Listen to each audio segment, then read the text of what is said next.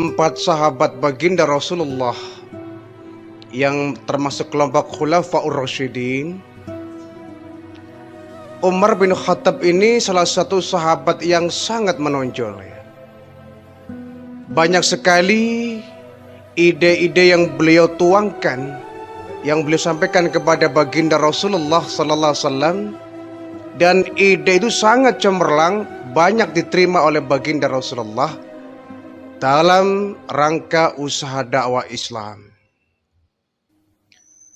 Ketika beliau menjadi seorang khalifah sepeninggal dari Sayyidina Abu Bakar As-Siddiq, Umar bin Khattab ini menjadi khalifah, pemimpin besar di kota Madinah ketika itu.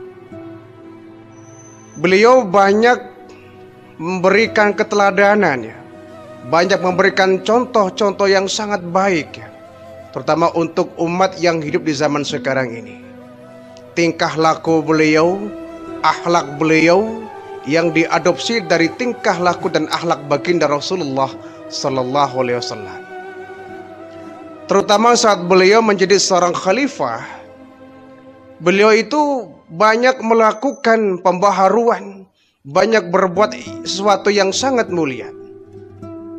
Bahkan beliau pernah mengatakan bahwa tidak ada satu tempat yang dulu pernah aku berbuat kesalahan yang tidak aku tebus dengan kebaikan.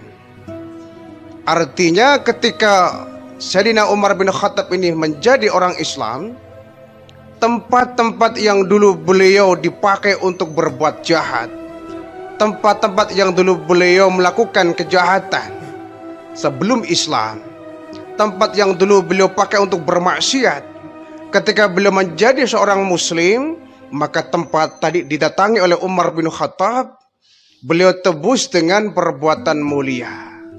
Kalau kemudian ada orang yang tersakiti, maka beliau kemudian menggantinya, menebus dengan perbuatan yang mulia, dengan akhlak yang luhur.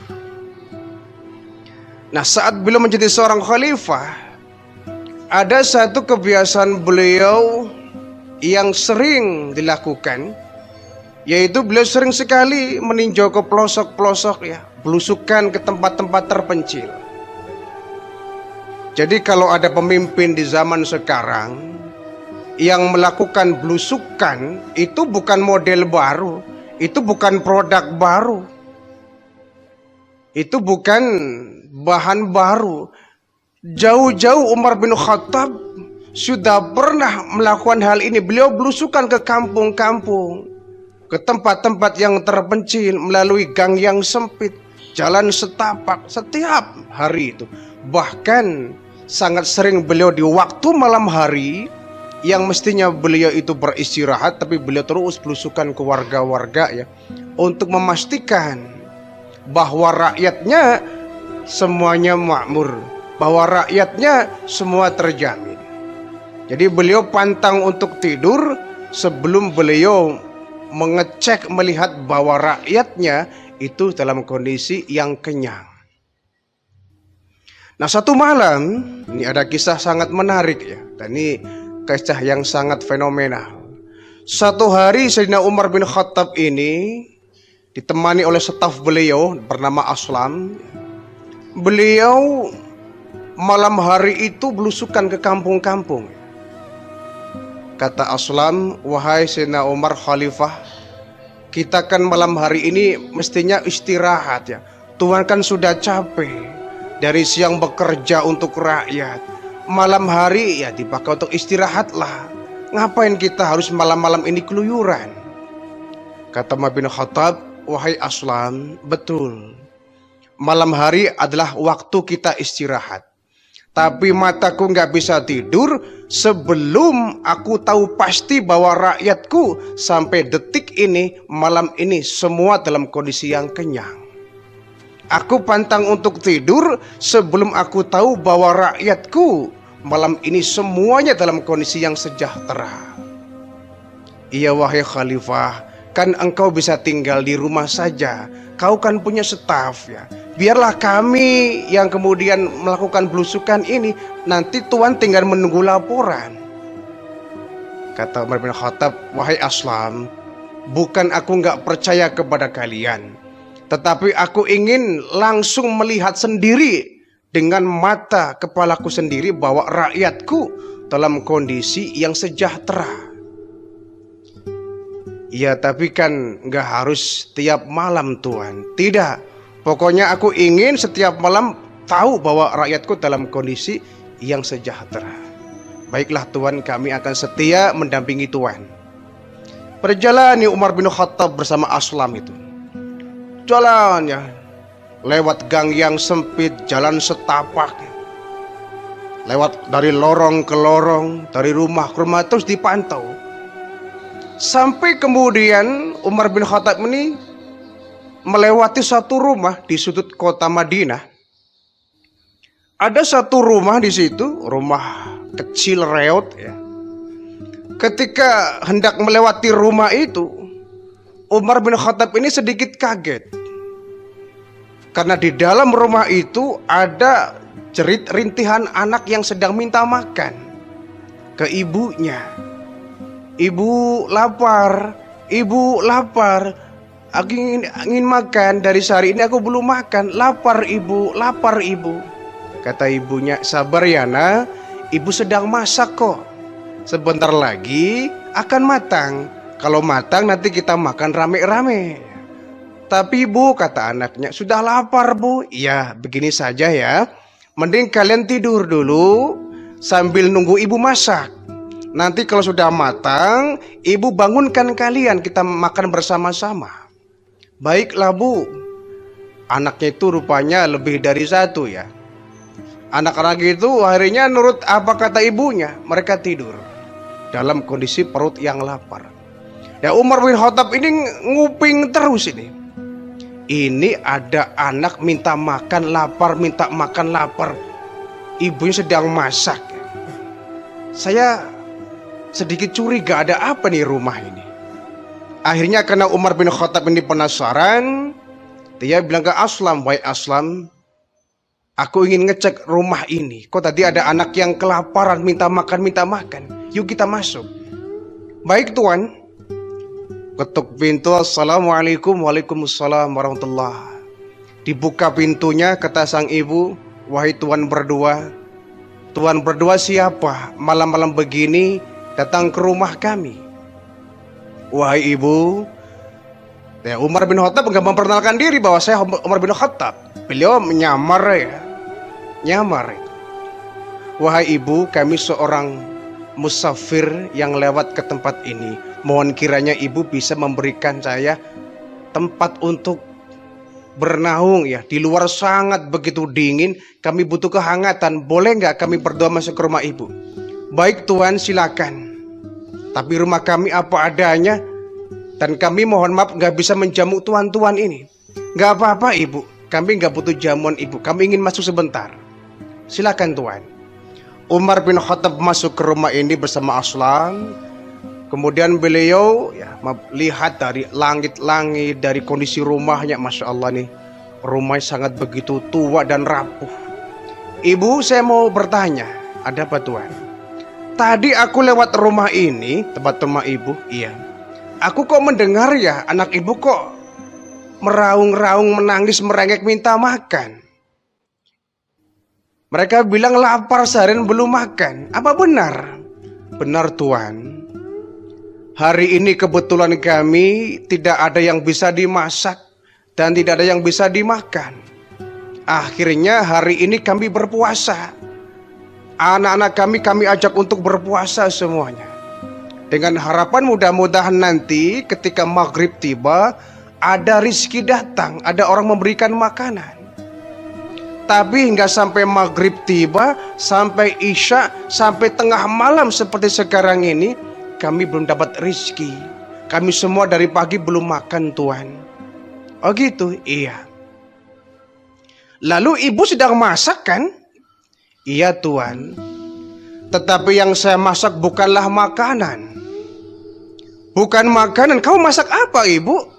"Silakanlah tuan bisa lihat sendiri." Umar bin Khattab mendekati tungku, kemudian buka sang periuk ya, sebuah panci besar dibuka oleh Umar bin Khattab. Kaget luar biasa Umar bin Khattab ini. Ternyata isi dari panci itu bukanlah makanan, tapi beberapa butir batu yang sedang direbus. Wahai ibu, kau sedang masak batu, apa ini? Kau makan batu? Tidak tuanku, tidak tuan, ini batu saya masak, saya pura-pura masak aja tuan. Pura-pura bagaimana? Iya, kami nggak bisa, ada yang bisa kami masak tuan. Sementara anakku merengek minta makan, kami nggak sampai hati, kemudian jujur bahwa kami nggak punya makanan. Akhirnya satu cara agar mereka tenang, saya pura-pura masak. Padahal yang saya masak adalah batu. Dan sampai kapanpun ya batu ya tetap batu, nggak mungkin jadi makanan. Jadi ibu ngebohongin anak-anak, ya terpaksa tuan. Nggak ada cara lain. Hanya dengan cara inilah anak-anakku bisa tenang, bisa tidur gitu. Andaikan mereka tahu bahwa yang saya masak adalah batu, saya nggak sampai hati. Jadi mereka taunya ibu sedang masak makanan, iya. Lalu kalau mereka bangun bagaimana? Ya kalau mereka bangun ya saya bilang aja belum masak makanannya. Astagfirullahaladzim ibu ngebohongin kedua anak ibu. Ya bagaimana tuan, saya nggak bisa cara lain, saya nggak bisa ada yang dimasak. Hanya Umar bin Khattab ingin mengorek ya. Ibu, memangnya Umar bin Khattab itu pemimpin ibu? Iya tuan, tapi Umar bin Khattab itu pemimpin yang zalim tuan. Dia nggak tahu bahwa yang diajak bicara adalah Umar bin Khattab.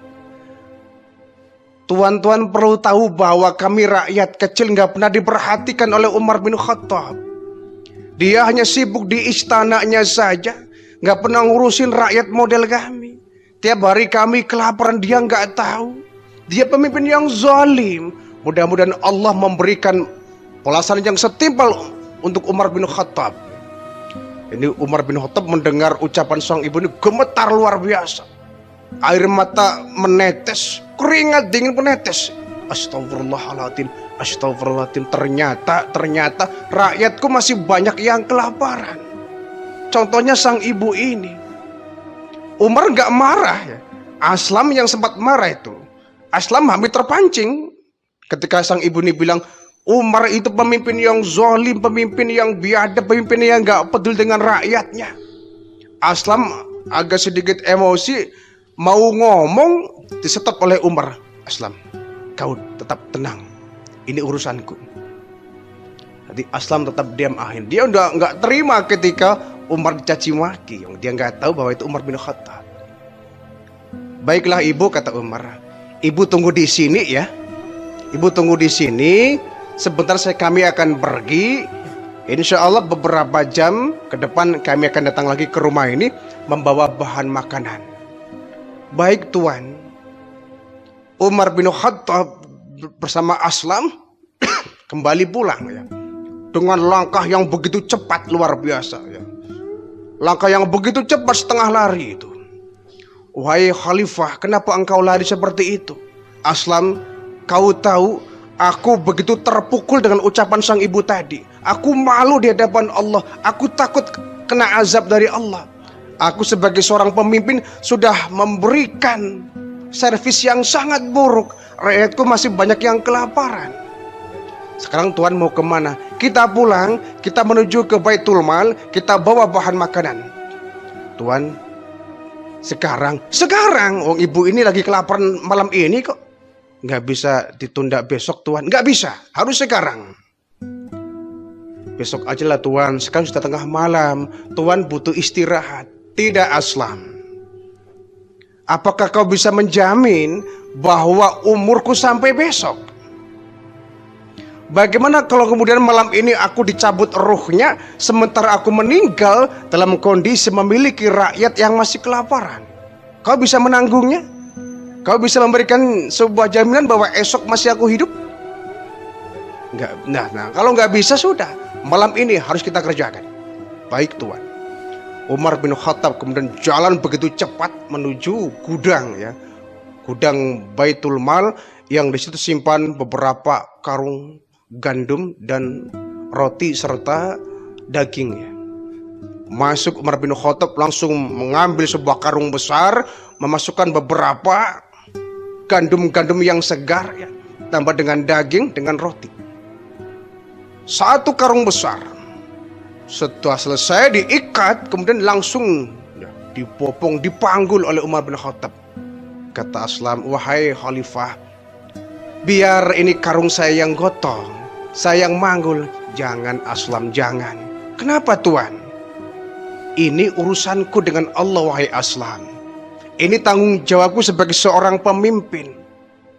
Kalau kau menggendong karung ini, apakah kau juga bisa menggendong dosaku di akhirat? Ya, tidak bisa tuh. Nah makanya, biarkan ini urusanku, ini tanggung jawabku, ini kewajibanku. Aku langsung yang akan menggotongnya. Subhanallah, Umar bin Khattab tuh langsung membopong ya karung yang besar yang isinya ada gandum-gandum segar. Dibopong, dipanggul sampai ke rumah sang ibu tadi. Begitu sampai di rumah sang ibu tadi, ketuk pintu, assalamualaikum, waalaikumsalam. Ibu, ini kami bawa sedikit makanan buat ibu. Ini ada gandum yang bisa dimasak dan dimakan malam ini. Langsung Umar bin Khattab yang mengambil gandum dan memasaknya.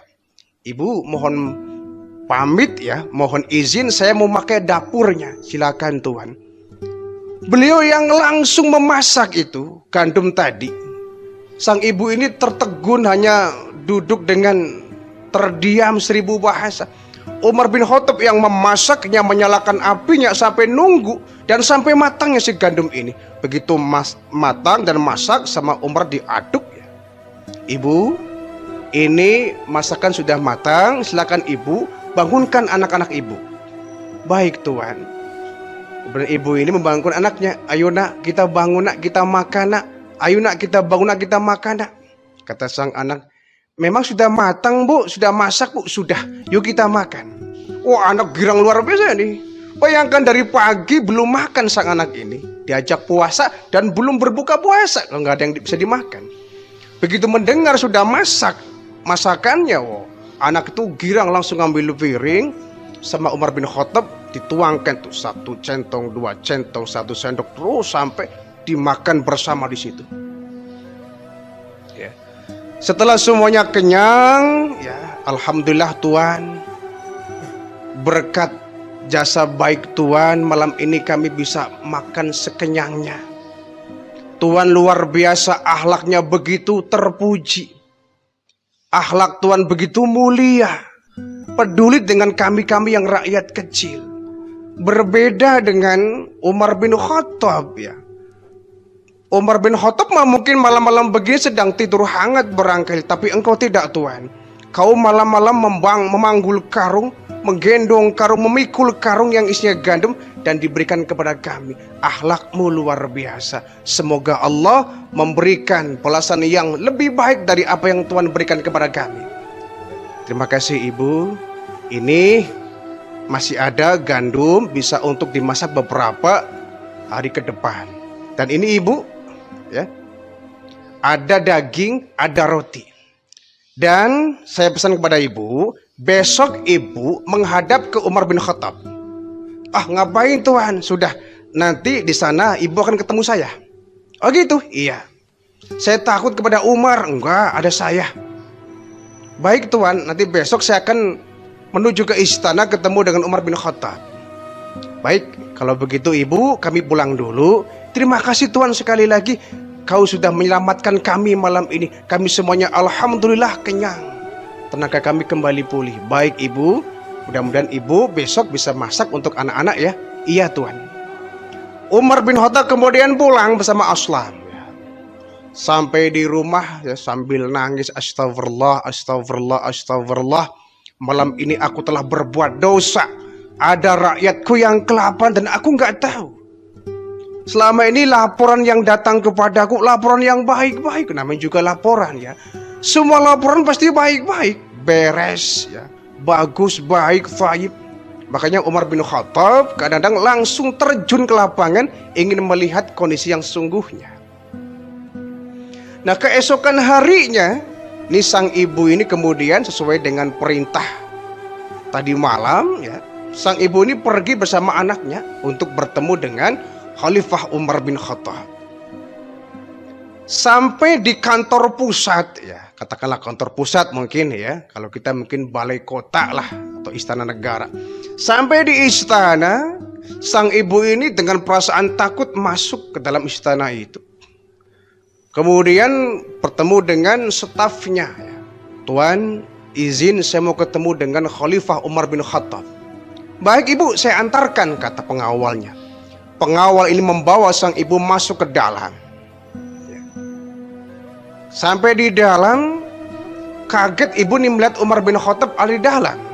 Tuan, iya, bukankah Tuan yang tadi malam ke rumah saya? Betul ibu. Kalau begitu saya ingin ketemu Umar bin Khattab. Oh baik. Orang yang Anda cari adalah orang yang sekarang berada di depan ibu. Kaget sang ibu. Tuan, berarti engkau Umar bin Khattab? Betul ibu, saya Umar bin Khattab. Tadi malam berarti yang datang ke rumahku Umar bin Khattab? Saya ibu. Sang ibu nangis, gemetar, keringat, takut dan malu luar biasa. Ya. Langsung tunduk bersimpuh, Tuan mohon maaf ya. Tadi malam saya sudah mencaci maki Tuan. Saya sudah menghina Tuan, sudah merendahkan Tuan. Ya. Sudah menganggap bahwa Tuan itu pemimpin yang zalim. Tapi ternyata yang datang ke rumahku adalah Tuan Umar bin Khattab. Betul ibu, justru bukan ibu yang minta maaf. Sayalah yang harus minta maaf. Karena gara-gara saya Umar bin Khattab, ibu merasakan kelaparan yang luar biasa. Tidak Tuan, Tuan adalah Umar bin Khattab yang selama ini aku sudah berburuk sangka. Ternyata Tuan adalah pemimpin yang adil, pemimpin yang arif bijaksana, pemimpin yang peduli dengan rakyatnya, yang malam-malam sampai menggotong memikul gandum hanya untuk rakyatnya. Terima kasih Tuan, maafkan saya kalau tadi malam sudah lancang, sudah ngomongin Tuan, sudah bergibah Tuan, sudah menghina Tuan. Enggak apa-apa ibu, saya enggak sakit hati, saya enggak marah, saya enggak dendam, saya terima kasih. Saya mohon maaf ke ibu, sebagai pemimpin saya enggak bisa berbuat adil kepada rakyatku. Akhirnya sang ibu tadi minta maaf kepada Umar bin Khattab. Ya. Inilah salah satu dari ketangguhan pribadi seorang Umar bin Khattab ya, sebagai seorang khalifah. Beliau tidak senang, ya, tidak berbahagia ketika beliau diangkat sebagai khalifah. Bahkan ketika Abu Bakar As-Siddiq ini meninggal dunia, Umar menolak untuk diangkat sebagai khalifah. Umar nunjuk Ali bin Abi Thalib. Kenapa? Sayyidina Ali merupakan orang terdekat dengan baginda Rasulullah. Tetapi semua orang mengatakan bahwa yang layak menggantikan Abu Bakar As-Siddiq adalah Umar bin Khattab. Karena terbukti beliau memiliki kecerdasan yang luar biasa, akhlak yang begitu mulia, yang beliau merupakan mencontoh apa yang pernah dilakukan oleh baginda Rasulullah Sallallahu Alaihi Wasallam.